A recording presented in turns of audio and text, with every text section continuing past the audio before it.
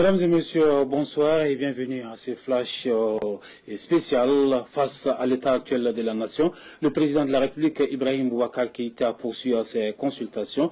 Il a reçu ce soir toutes les confessions religieuses du Mali pour un dialogue de paix et de réconciliation. Les leaders religieux musulmans et chrétiens ont salué cette initiative. Ils jugent que ces échanges fructueux et rassurants pour un Mali apaisé et réconcilié. La descente dans les rues pour manifester n'est pas une solution. Le Mali a plutôt besoin que tous ses fils et filles fassent front commun contre l'ennemi qui n'est autre que le terrorisme. Les leaders religieux appellent à l'union sacrée autour de la patrie. Nous vous proposons leurs différentes interventions. Une série d'interviews qui commence par le président de la République. On rappelle que c'est lui qui a fait l'appel à toutes les confessions religieuses. Une série d'interviews donc réalisées tout à l'heure à Koulouba par Sira Bachili et son équipe. D'abord, rendre grâce à Dieu Tout-Puissant, Allah Subhanahu wa Ta'ala, pour la grâce qu'il nous fait de chaque fois qu'un écueil se présente, de bien le surmonter.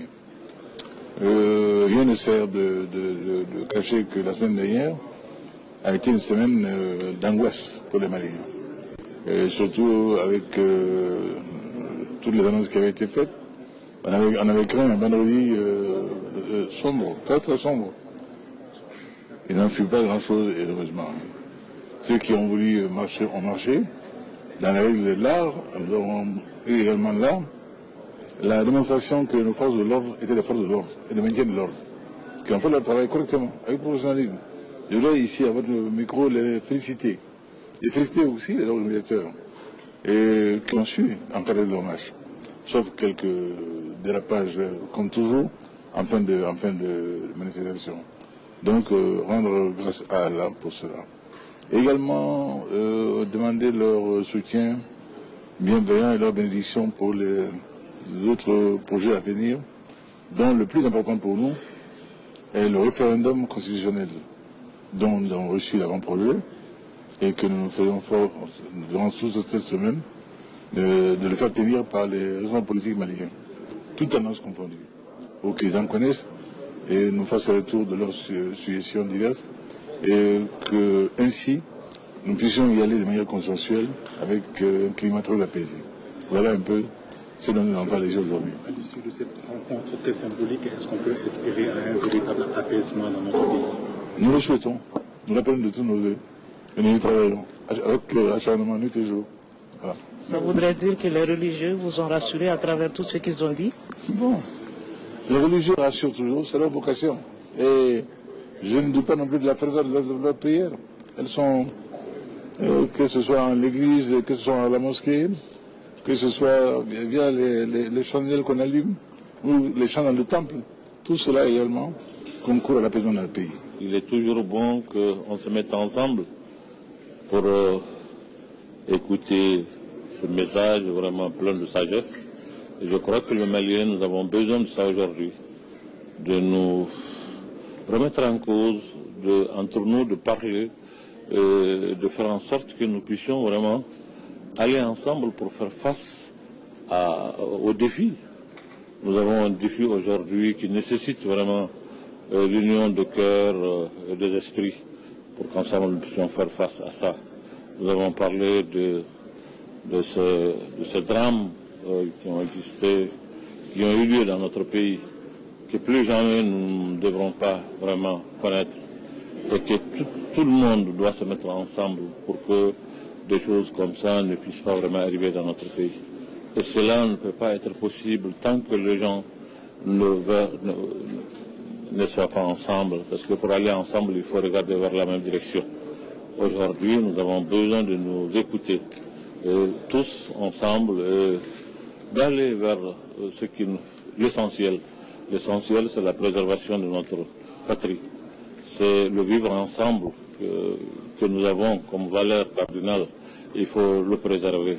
Ce qui se passe aujourd'hui entre les différentes communautés, les voisins, cela n'est pas le Mali, cela n'est pas digne du Mali. Il faut nécessairement qu'on trouve les voies et moyens pour dépasser cette période combien difficile. Comment est-ce que vous sortez de cette rencontre? Je peux dire très réjoui. c'était vraiment une bénédiction pour mes collègues de venir à cette rencontre. On est venu avec appréhension parce qu'on ne savait pas quel est l'objet de cette invitation. Mais j'ai dit, nos cœurs se sont réjouis de voir que toutes les sensibilités religieuses du Mali étaient représentées. Ça fait longtemps qu'on n'a pas vu ça dans la salle des banquets. Il y avait des absents notoires et donc ce soir, ces absents étaient là. Donc pour nous, c'est vraiment un exaucement de nos prières de voir un pas vers la paix, la tranquillité, la réconciliation, la cohésion, le vivre ensemble. Donc pour nous, vraiment, c'est un encouragement à nos groupes de prière, à nos communautés, de renforcer leurs prières. Il y a un début d'exaucement. Donc c'est ce que nous allons essayer de vulgariser, c'est ce que nous allons essayer de prêcher à tous. Que Dieu entende le Mali et que rapidement qu'il y ait l'entente des cœurs et des esprits au Mali. On est sorti vraiment satisfait de cette rencontre qui était vraiment utile parce que vous savez, le pays traverse une période extrêmement difficile. Il est important que les religieux et le président de la République s'asseyent autour d'une table pour vraiment parler du Mali, échanger. C'est ce que je disais, que si quelqu'un a fauté, que la personne demande pardon. Et puis la vie continue. C'est pas le moment. Les autres sont en train. Tout le monde est unanime aujourd'hui que le pays est ciblé par ses ennemis. Si nous-mêmes, en tant que fils des Mali, on s'affronte, ça c'est pas une bonne chose. Donc c'est pas le moment de s'affronter, c'est pas le moment de se quereller. Donc vraiment, il est important aujourd'hui que les Maliens se donnent la main, que les Maliens parlent entre eux, que les Maliens se tolèrent, que les Maliens vraiment acceptent de se pardonner. Et puis la vie continue. Le pays n'a pas besoin de ça aujourd'hui. Et surtout, les religieux, nous avons un devoir extrêmement important. Nous sommes les héritiers des prophètes. Donc nous avons un rôle vraiment d'apaiser les pays, de faire en sorte que le pays puisse, que la paix revienne. C'est ça le rôle d'un religieux, vraiment, appeler vers la paix. Et les prophètes ont été envoyés pour ça. Donc l'islam, c'est une religion qui construit, ce n'est pas une religion qui détruit. Donc il faut que les uns et les autres comprennent ça. Comment est-ce que vous sortez de cette rencontre? Bon, satisfait, parce que en tant que chef de l'État, le président de la République qui convoque la population pour les soumettre pour le dialogue, pour échanger, je pense que le dialogue pour nous c'est une grande chose à féliciter, à encourager. Nous avons vraiment échangé sur les points qui sont vraiment essentiels pour la paix et la cohésion sociale dans notre nation. Nous avons rencontré un président de la République engagé, déterminé, pour réunir les filles et les fils du Mali autour de lui et faire face à l'ennemi commun. Cette rencontre est une rencontre très très importante qui a regroupé tous les chefs donc des leaders religieux au Mali. C'est une occasion entre ces leaders religieux de communier ici, donc au palais de Koulouba. Le président de la République nous a rassuré qu'il a entendu le message du peuple.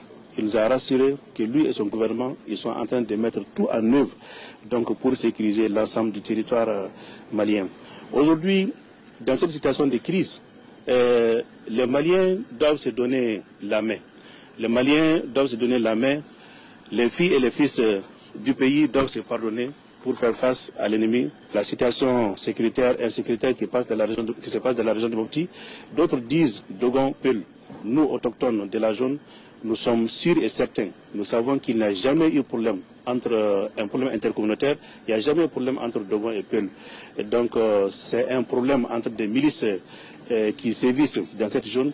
Et depuis le passage du président de la République dans cette zone, je pense que l'armée a entendu son message, les populations ont entendu le message et Inch'Allah, tout est en train d'être mis en œuvre pour qu'il n'y ait plus donc ce mauvais souvenir qui s'est passé à Ogossagou et à Koulogo. Donc comme je l'ai dit, le pas que le président de la République a entamé, notamment en réunissant les chefs de quartier, les chefs coutumiers, les chefs religieux, au niveau des mairies, au niveau des communes, des cercles, tous les responsables de ces zones-là doivent aussi emboîter le pas du chef de l'État, créer une communion entre les filles et les fils de Mali. Il faut que nous nous parlons. La rue aujourd'hui n'est pas la solution. Manifester sa colère n'est pas la solution. La solution, c'est de se pardonner, c'est de se donner la main. Ne tombons pas dans nos erreurs passées.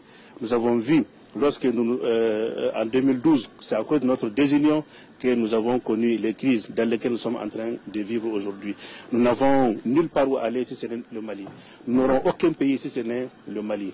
Donc réunissons-nous autour de notre chef de l'État, autour de notre gouvernement pour sortir le pays dans cette situation que nous n'avons jamais souhaité pour notre pays. Et Inch'Allah, nous allons sortir de cette situation. Le président de la République vient de nous informer ici dans cette salle qu'il a appelé encore son jeune frère, l'honorable Soumaïla Cissé. Ça veut dire que c'est ça, être malien, le dialogue entre les filles et les fils du Mali.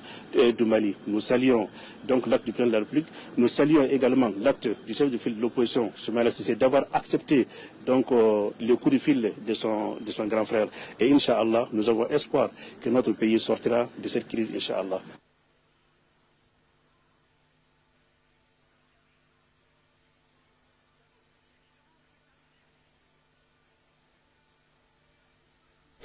Voilà le dialogue social qui est donc relancé au Mali, puisque le chef de l'État a reçu des représentants des familles fondatrices et des chefs des quartiers du district de Bamako. C'était cet après-midi, occasion pour le président Ibrahim Boubacar Keïta de rappeler aux Maliens la nécessité de s'unir pour lutter contre le terrorisme, seul ennemi actuel du pays. La crise scolaire et le processus de la révision constitutionnelle ont été également évoqués. Le point avec Ibrahim Traoré.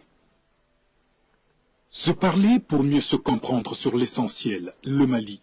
Le pays fait face à une crise scolaire dans un contexte sécuritaire et politique lourd. Des sujets de préoccupation nationale au cœur de cet échange direct entre le président de la République et les chefs traditionnels du district de Bamako. Ces derniers sont engagés à soutenir les autorités dans la recherche de la paix et de la stabilité sociale au Mali. Par rapport à la grève des enseignants, nous risquons l'année blanche. C'est la raison pour laquelle nous avons souhaité que lui également, il s'implique.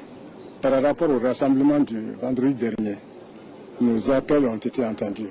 Le dernier point maintenant de notre entretien aujourd'hui, une demande adressée au chef de l'État. L'initiative qu'il avait prise de rencontrer les partis politiques, la société civile, nous avons estimé que c'est une très bonne chose et nous avons souhaité qu'il continue. Le président de la République, initiateur de ce cadre d'échange, salue l'accompagnement de ses notabilités. Sur la situation scolaire, le chef de l'État exprime son inquiétude et appelle les enseignants à la raison. Exiger du gouvernement l'ici et le maintenant me semble vraiment assez difficile à comprendre de la part d'enseignants. Toutes les voies du dialogue ont été ouvertes, ont été explorées. Et je pense que c'est comme ça qu'un pays doit marcher. Et je crois que je vais demander encore une fois que la raison prenne le pas. Que chacun sache raison garder. Et que nos enfants retrouvent le chemin de l'école. Évoquant le dialogue politique avec l'opposition et la marche organisée vendredi dernier par l'imam Mahmoud Diko, le président Keïta joue la carte de l'apaisement. J'ai là, encore une fois, souhaité incliner à raison garder et à ne pas jeter le bébé avec l'eau du bain et de ne pas non plus nous tromper d'adversaire. Quand on fait haro sur les pays amis qui nous aident, quand on fait haro sur l'aménagement, on se trompe le combat. Ce n'est pas cela. Ce n'est pas cela qui prennent les armes contre nos enfants. Et sachons gré à ceux-là qui nous aident dans la tourmente aujourd'hui. Car dans la tourmente nous sommes. Et ce n'est pas eux qui l'ont inventé. Il y a aussi le souhait que nous poursuivions donc, nos entretiens avec nos frères de l'opposition. Bien sûr, je suis tout à fait acquis. Et j'ai dit qu'hier soir seulement, j'avais dit, attendez d'avoir mon jeune frère au téléphone. Ce matin, il m'a fait un message. Et donc, il n'y a pas de blocage. Il n'y en a pas. Nous avions simplement convenu de nous revoir une fois nos missions terminées, lui à Dakar et à Niamey, et moi à Dakar. Au cours de la rencontre, les visiteurs du jour ont remis au chef de l'État une enveloppe symbolique pour les parents des victimes de l'attaque d'Ogosagou. Aussi, hommage est rendu au gendarme Amé Dibatere, agent de sécurité à la présidence, décédé suite à un accident de circulation. Voilà ce communiqué avant de nous séparer. EDM SA informe son aimable clientèle de la coupure d'un conducteur de la ligne haute tension Mali-Côte d'Ivoire en territoire ivoirien. C'était hier dimanche 7 avril 2019. Cet incident a été provoqué par des explosions de roches à la dynamite réalisées par des exploitants des carrières qui ont impacté plusieurs points de la ligne, entraînant du coup une forte réduction des exportations d'électricité sur la ligne 225 kV. Cette forte réduction des exportations a engendré des perturbations dans la fourniture d'électricité dans les villes de Bamako, Fana, Sikasso, Koutiala, Ségou, Koulikoro, Malkala et Yono depuis hier dimanche 7 avril 2019. L'incident ayant lieu sur le territoire ivoirien, les équipes techniques de la compagnie ivoirienne d'électricité sont à pied d'œuvre afin de normaliser la situation. EDM SA présente ses excuses pour le désagrément indépendant de sa volonté. C'est tout donc pour ce flash spécial. Merci de nous avoir suivis. Passez d'excellents moments en compagnie des programmes de l'ORTM. Dans quelques instants, ce sera donc l'émission Score avec Amara Malé Diallo. Excellente nuit à toutes et à tous. Au revoir.